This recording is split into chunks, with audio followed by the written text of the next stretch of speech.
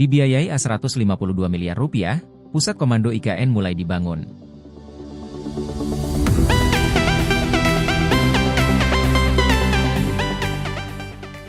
Badan Otorita Ibu Kota Nusantara, IKN, mulai membangun pusat komando IKN atau Integrated Command and Control Center, ICCC. Pembangunan dilakukan bersama Undersecretary of Commerce Amerika Serikat. Proyek ini dibiayai oleh Amerika Serikat melalui hibah United States Trade and Development Agency, USDA, senilai 7,6 juta dolar Amerika atau setara Rp152 miliar.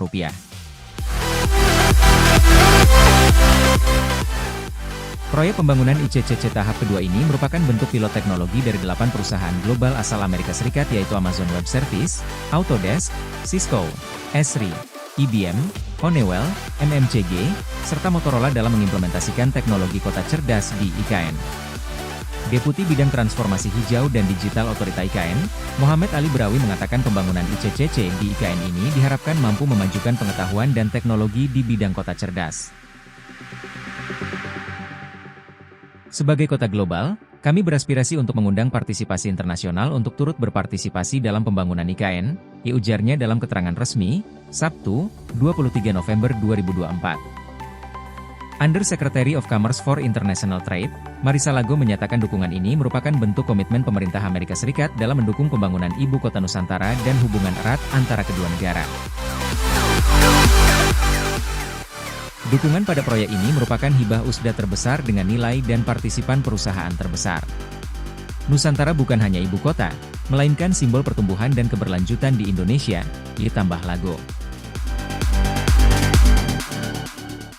Sebagai informasi, USDA merupakan lembaga independen pemerintah Amerika Serikat untuk memajukan pembangunan ekonomi dan kepentingan komersial Amerika Serikat di negara-negara berkembang.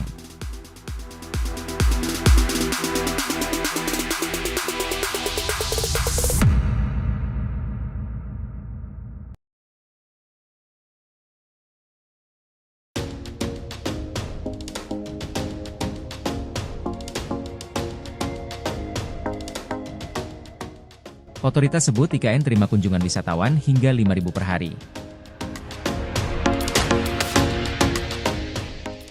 Otorita Ibu Kota Nusantara, OIKN, mencatat Ibu Kota Nusantara di Kalimantan Timur sudah menerima kunjungan wisatawan hingga 5.000 orang per hari.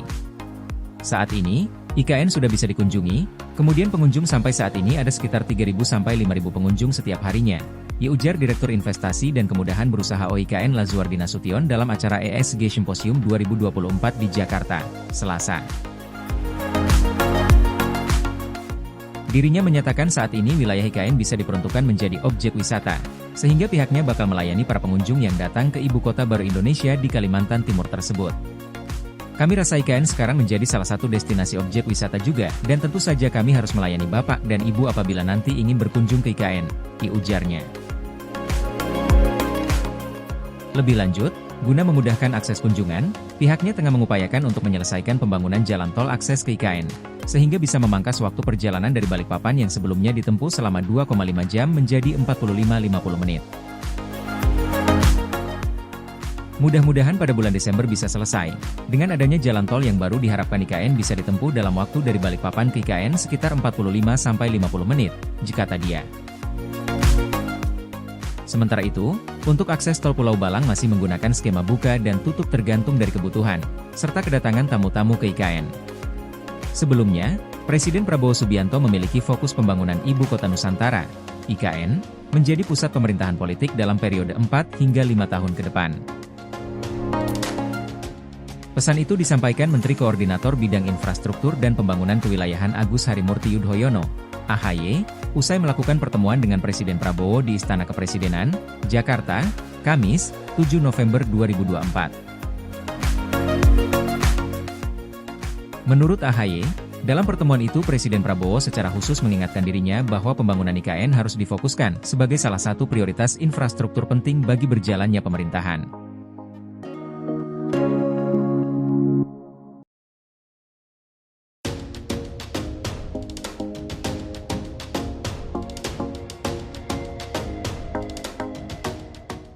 Ketua OIKN tanggapi dampak kenaikan PPN 12% terhadap pembangunan IKN.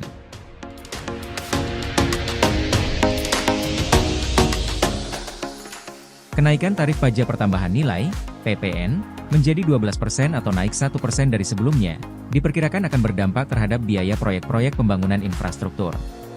Salah satunya, biaya pembangunan Ibu Kota Nusantara, IKN. Kepala Otorita Ibu Kota Nusantara, OIKN, Basuki Hadimulyono mengaku belum tahu sejauh mana dampak kenaikan biaya material proyek seiring kenaikan tarif PPN berpengaruh terhadap pembangunan IKN. Pasalnya, sejauh ini, proyek di IKN masih terikat pada kontrak lama yang baru akan berakhir pada Desember 2024, sehingga belum ada perubahan terhadap biaya pembangunan. Apa yang dikerjakan sekarang ini masih kontrak yang lama. Jadi kontraknya akan selesai Desember ini. Nanti yang baru, nggak tahu saya. Tapi, kalau yang sampai Desember ini adalah kontrak yang lalu, ungkap Pak Bas, saat ditemui di kantor Kementerian PPN Bappenas, Senin, 18 November 2024. Sementara itu, dalam kesempatan yang sama, Menteri Pekerjaan Umum, PU, Dodi Hanggodo mengungkapkan potensi dampak kenaikan tarif pajak pertambahan nilai, PPN, menjadi 12% akan meningkatkan biaya pembangunan proyek infrastruktur pemerintah, seiring dengan naiknya biaya material dan operasional penunjang. PPN 12% pasti akan berefek, pasti akan ada eskalasi harga dan seterusnya. Tapi, itu nantilah, belum. Itu kita harus bicara dengan para stakeholders terkait, ungkap Dodi.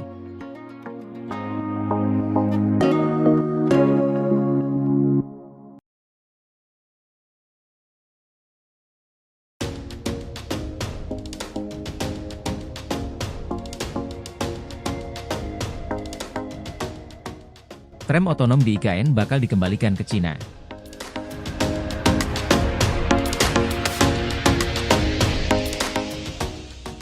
Jakarta Menteri Perhubungan, Budi Purwagandhi, menyatakan keputusan terkait pengembalian tram otonom terpadu atau Autonomous Rapid Transit, ART, di kawasan Ibu Kota Nusantara, IKN, sepenuhnya berada di tangan Otorita IKN, OIKN. Tram otonom terpadu merupakan bagian dari upaya transformasi transportasi ramah lingkungan di IKN.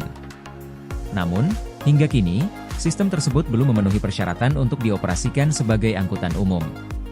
Menteri Perhubungan, Menhub, Budi Purwagandhi buka suara terkait rencana Otorita Ibu Kota Nusantara, OIKN, yang akan memulangkan kereta tanpa rel, alias Autonomous Rail Transit, ART, ke Cina. Keputusan itu diambil lantaran Otorita IKN menilai kereta tanpa rel atau yang disebut juga tram otonom tersebut belum dapat berfungsi dengan baik, setelah dilakukan hasil penilaian dan evaluasi. Namun, Otorita IKN masih menunggu keputusan dari Kementerian Perhubungan, Kemenhub. Menanggapi hasil penilaian itu, Menhub Budi mengatakan, pengoperasian kereta tanpa rel di IKN sepenuhnya menjadi hak dari Otorita IKN. Menteri Perhubungan, Menhub, Budi Purwagandhi memastikan pihaknya tengah mengupayakan agar harga tiket pesawat bisa turun sebelum perayaan Natal dan Tahun Baru, Nataru. Budi menyebut saat ini Satuan Tugas, Satgas, penurunan harga tiket pesawat masih dalam tahap membahas permasalahan tersebut. Sebelum Nataru kami harapkan sudah ada rekomendasinya, dari Satgas, kata Budi kepada media, Jakarta, Kamis 14 November. Kementerian Energi dan Sumber Daya Mineral, ESDM, tengah menindak terkait penyaluran subsidi listrik tak tepat sasaran. Menurut laporan, nilainya mencapai 1,2 triliun rupiah per bulan. Wakil Menteri ESDM Yuliot Tanjung mengatakan, Kementerian ESDM melalui Direktorat Jenderal Ketenagalistrikan tengah melakukan kolaborasi dengan PT PLN, Persero, terkait laporan tersebut. Kami lagi melihat data-data yang tidak tepat sasaran tadi. Ini kita koordinasi dengan teman-teman yang ada di Ketenagalistrikan, di PLN, kira-kira yang tidak tepat sasaran tuh yang kayak bagaimana, ujarnya saat ditemui di kantor Ditjen Bea Cukai Kementerian Keuangan, Jakarta, Kamis, 14 November 2024.